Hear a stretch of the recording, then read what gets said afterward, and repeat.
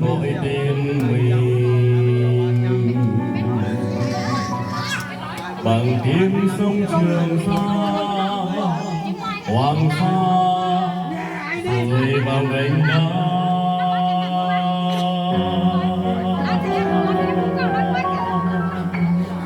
tiếng tổ quốc vang về như biển cả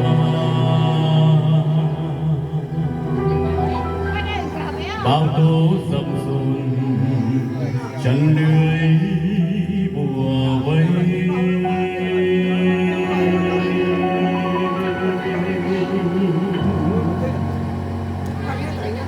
tôi đang nghe tổ quốc gọi tên mình bằng tiếng sông Trường đây một cái tờ mà mua cũ to liều các bên đồng hoa các cũng lúc bên điện thấy xin thấy cũng lúc bên điện thấy qua lý thứ mà ở những cái xóa thứ chỉ lo nó xóa chỉ lo cái xóa nó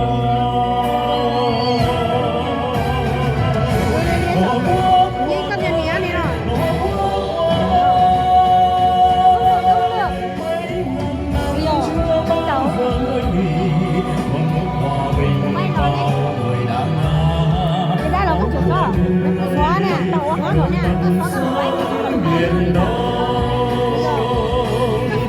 Tổ quốc linh thiêng, tổ quốc linh thiêng, tổ quốc hòa bình trên cây rực lửa. Cái gì vậy mà đá nào? Tôi lắng nghe.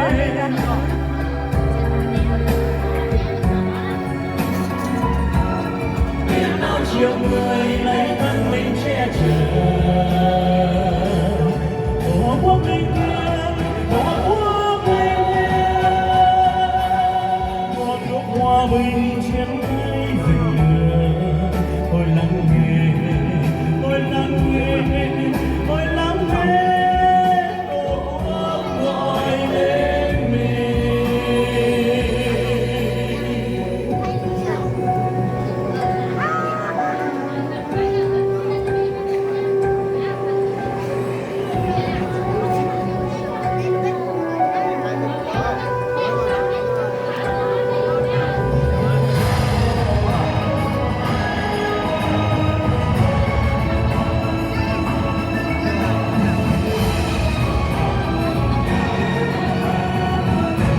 Cho nó mỏ cho quay nữa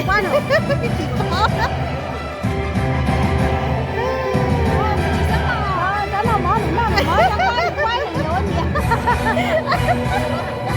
tổ quốc của tôi tổ quốc của tôi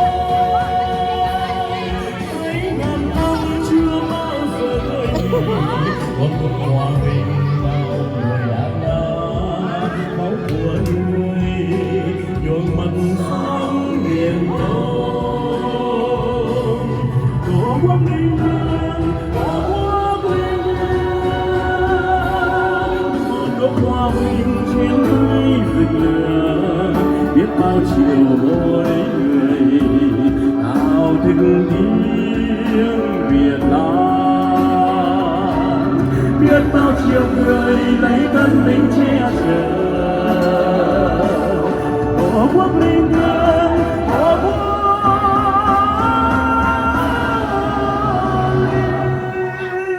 linh thiêng,